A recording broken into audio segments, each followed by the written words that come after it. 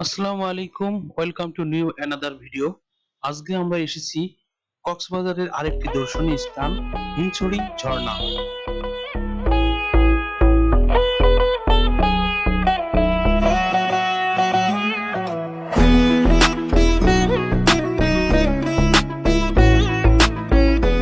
কক্সবাজার সমুদ্র সৈকত থেকে মাত্র 12 কিলোমিটার দক্ষিণে অবস্থিত হিমছড়ি ইকো পার্ক পর্যটন কেন্দ্র।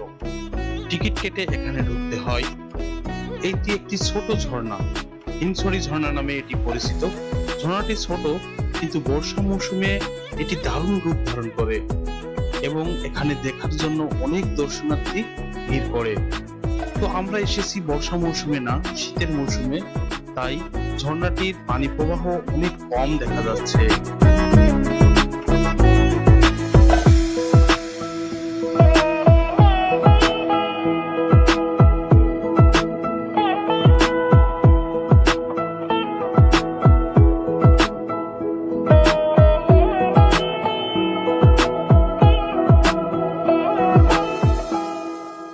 এই হিমছড়ি ইকো পার্কে ঢোকার জন্য টিকিট সংগ্রহ করতে হয়।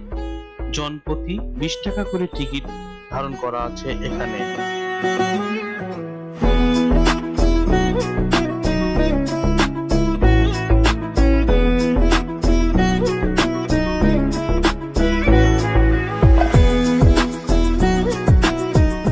হিমছড়ি ঝর্ণা কক্সবাজারের রামু উপজেলায় অবস্থিত একটি প্রাকৃতিক ও জনপ্রিয় পর্যটন কেন্দ্র। এটি পর্যটকদের কাছে হিমছড়ি জাতীয় উদ্যানের অংশ হিসেবে পরিচিত। কক্সবাজার শহর থেকে প্রায় 12 কিলোমিটার দক্ষিণে পাহাড় ও সমুদ্রের মনোরম সংমিশ্রণে অবস্থিত এই ঝর্ণাটি এর ঠান্ডা পানির জন্য সুপরিচিত সকলের কাছে। এই ঝর্ণা দেখা একটি সৌভাগ্যের ব্যাপার।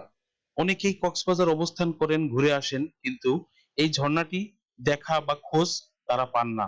তাই আপনাদের এই দর্শনীয় স্থানটি দেখার জন্য আমরা এই ভিডিওটি ধারণ করেছি।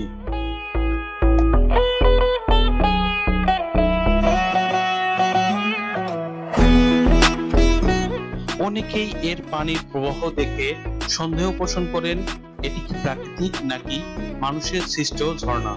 তবে আমি বলবো এটি একটি প্রাকৃতিক ঝর্ণা, যার পানি পাহাড়ের উৎস থেকেই আসে।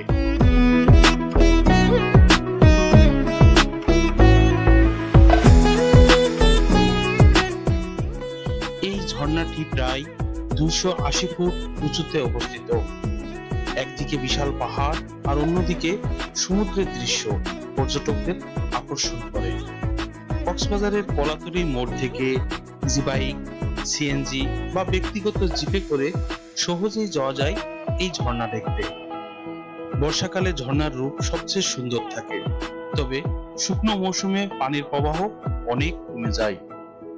পাহাড়ের পদদেশে পাথর থাকায় ঝর্ণার সময় উপর থেকে পাথর খসে পড়ার ঝুঁকিও থাকে, তাই সকলকে সাবধানতা অবলম্বন করতে বলা হয়। সো গাইস, আরো নতুন কোনো পর্যটন কেন্দ্রে আপনাদের দেখানোর আশায় আমরা আজ এখানেই শেষ করছি। ধন্যবাদ সবাইকে।